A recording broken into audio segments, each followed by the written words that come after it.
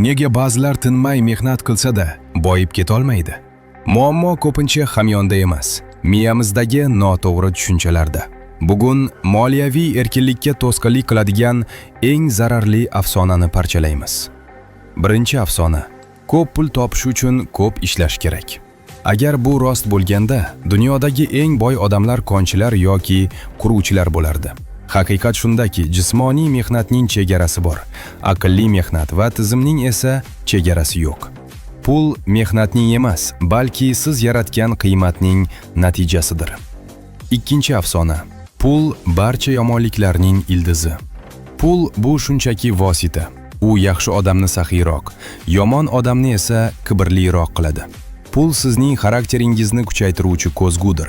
Yomonlikning ildizi pulda emas, balki uni qanday yo'llar bilan topish va nimalarga sarflashdadir. Uchinchi afsona: investitsiya qilish uchun katta mablag' kerak. Bu eng ko'p tarqalgan bahona. Bugungi kunda investitsiyani ozgina mablag'dan ham boshlash mumkin.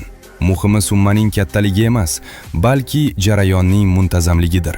Vaqt puldan ko'ra muhimroq aktiv.